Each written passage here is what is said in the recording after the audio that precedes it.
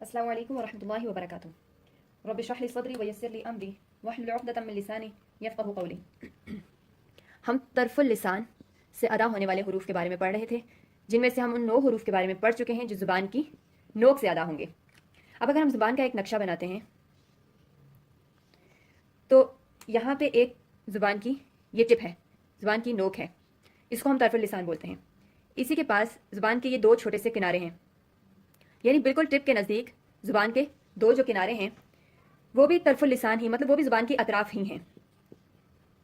और उसके बाद ये आती है ज़ुबान की जो नोक है उसकी अपर साइड, यानी आप कह सकते हो उसकी पुश्त, अपर साइड जो मतलब जो उसकी ऊपर वाली तरफ है। इस सब का ताल्लुक जो है ज़ुबान की यानी तर्फुल लिसान से ही है। अब हम पढ़ेंगे 3 मखारिज, 3 ऐसे हुरूफ के बारे में जिनके मखरज का ताल्लुक इन किनारों से और इस पुश्त से है। 3 हुरूफ हैं, लाम, नून और रॉ। अब इन तीनों का मखरज बिल्कुल एक नहीं है बल्कि पास पास है। सबसे पहले हम जिक्र करेंगे लाम के मखरज को। जब ज़ुबान का किनारा, यानी ये ज़ुबान की करवटें हैं, ये जो ज़ुबान का साइड वाला पूरा हिस्सा होता है इसको हम बोलते हैं ज़ुबान की करवट। ज़ुबान की करवट का जो हिस्सा होता है नोक के करीब उसको बोला जाता है ज़ुबान का किनारा। तो जब ज़ुबान का जो किनारा है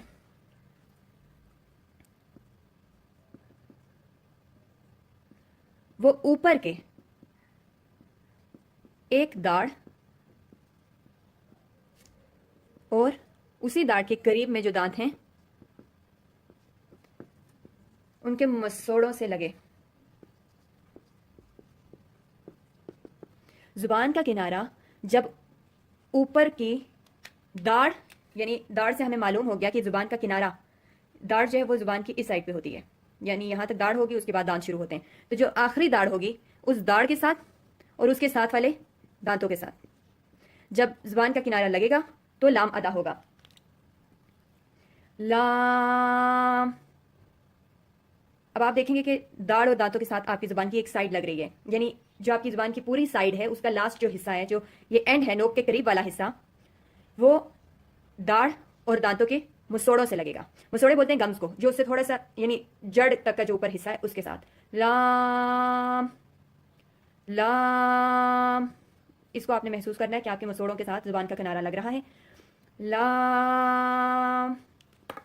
ये हो गया लाम का मखरज। अब जब वो किनारा उस एक दाढ़ को छोड़कर बाकी के 3 दांतों से लगे, दांतों के मुसोड़ों से लगे,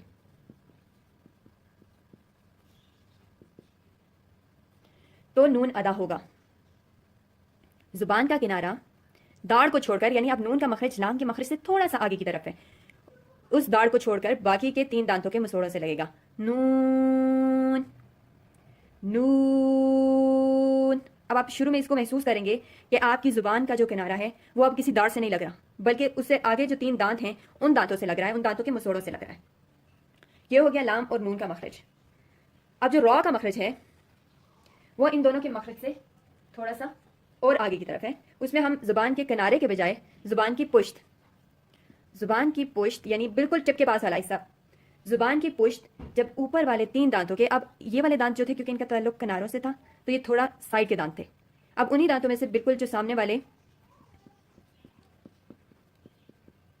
ऊपर वाले दांतों के मसोड़ों से लगे और वो भी ज़ुबान की पुश्त लगेगी। रॉ बिल्कुल हल्के से टाइम के लिए लगेगी। रॉ।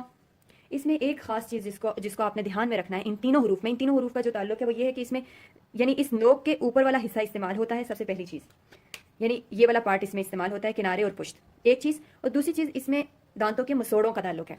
तीनों में मसोड़ों से, दाढ़ के मसोड़े और दांतों के मसोड़ों से लगेगा तो लाम अदा होगा, 3 दांतों के मसोड़ों से लगेगा किनारा तो नून अदा होगा, और रॉ में ज़ुबान की पुश्त 3 दांतों के मसोड़ों से लगेगी तो रॉ अदा होगा। अब हम इसको प्रैक्टिस करते हैं साकिन करके।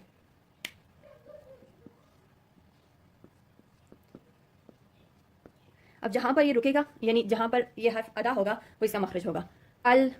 अब आप देखेंगे आपकी ज़ुबान का किनारा एक दाढ़ और उसके आगे के दांतों के मसोड़ों से लगेगा, ठीक। अल अन। अब यहां पे दाढ़ नहीं होगी, 3 दांतों के मसोड़ों से वो किनारा लगेगा। اور ار میں 3 دانتوں کے مسوڑوں سے زبان کی پشت لگے گی. یہاں پہ جو کنارہ جو سائڈ والی جگہ ہے وہ لگے گی.